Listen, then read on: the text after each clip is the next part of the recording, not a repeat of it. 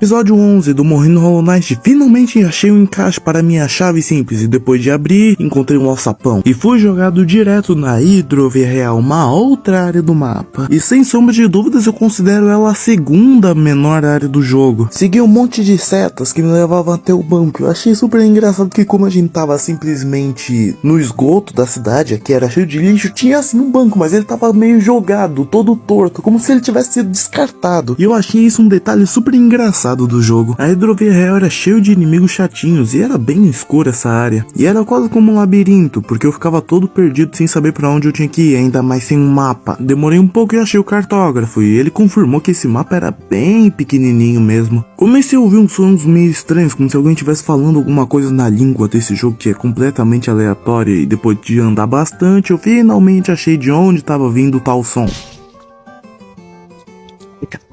Vai, cara. Vai, caralho. E aí? Defensor do esterco.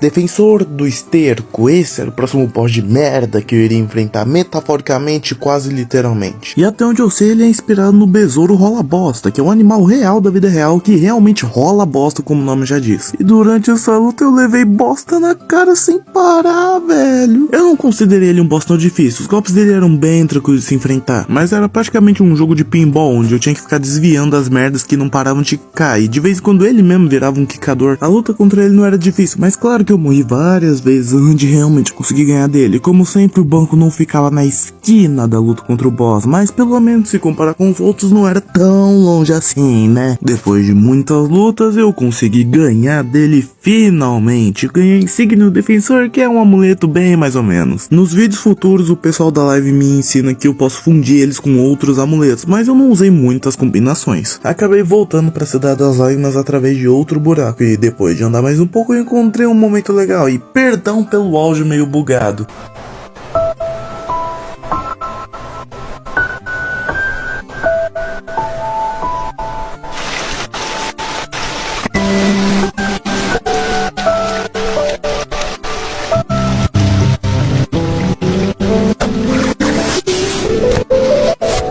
Bora lá! Sim, ela, encontramos Silksong de novo. Ela falou um monte de coisa de uma forma super inteligente que pessoas burras como eu não entendi, e também falou pra eu encontrar o túmulo de cinzas. O chato é que ela não falou pra onde é esse tal túmulo, mas lá pra frente a gente encontra esse tal túmulo. E depois de falar tudo que ela queria falar, ela deu uma de Homem-Aranha e saiu voando com teia. Continuei minha aventura pela Cidade das Lágrimas, até que eu simplesmente achei esse inimigo, e quando eu recebi um tapa dele...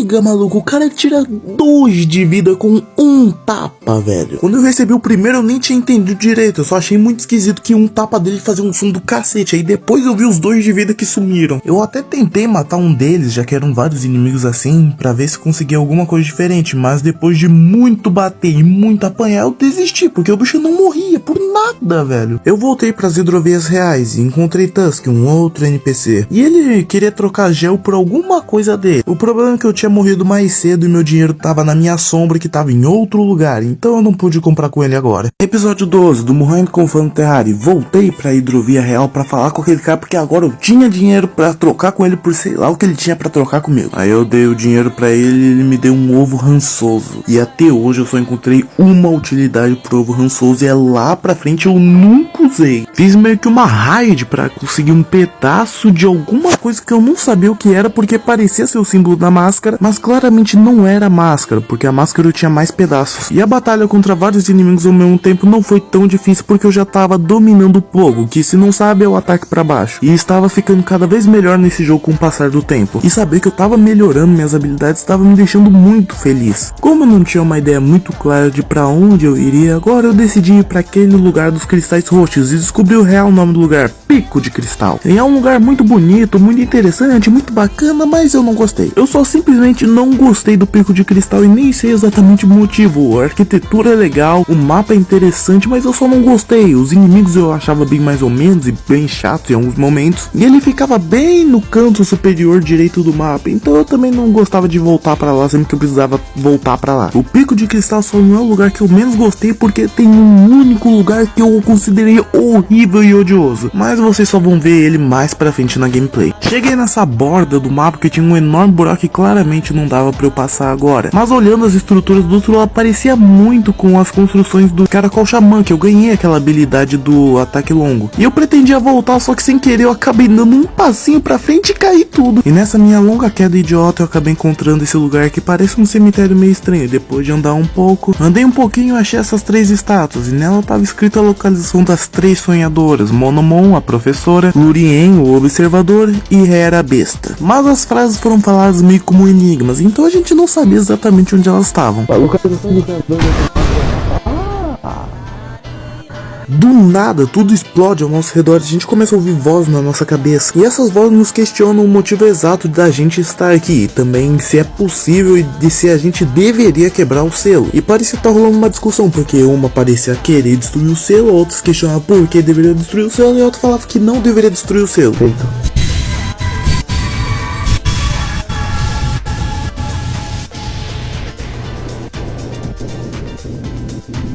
Do mais puro nada, a gente foi teletransportado para um local completamente brisado e esquisito. Mas algum tipo de anjo da guarda apareceu e começou a criar um caminho pra gente seguir ele. O anjo da guarda me disse que as 3 sonhadoras me expulsaram pra esse mundo todo brisadão, mas que a gente poderia sair daqui se a gente pegasse a arma que ele nos oferecia. E agora tínhamos uma nova arma pra nossa lista, o Ferrão dos Sonhos, que o que ele fazia faço a mínima ideia. Quando acordei novamente, estava do lado desse NPC que se chamava Vidente. Ela me falou a mesma coisa, que os outras 3 sonhadoras me expulsaram para aquele mundo estranho, mas que agora com o Ferrão dos Sonhos eu estava bem mais poderoso. Só que o problema é que esse Ferrão dos Sonhos já não estava mais no seu poder máximo, que a gente precisava coletar essências para recuperar o poder dele. E nesse momento a gente precisava coletar 100 essências. Finalmente descobrimos onde estávamos, Terra do Descanso. Essa era a nossa nova área e abandonamos completamente o Pico de Cristal sem querer. E o mais engraçado é que eu esqueço de voltar pro Pico de Cristal, que eu tenho que ir pra lá para continuar a história. Na Terra do Descanso eu encontro essa árvore meio estranha, depois que eu bato nela com o Ferrão dos Sonhos eu desbloqueio essas orbes vermelhas, e elas são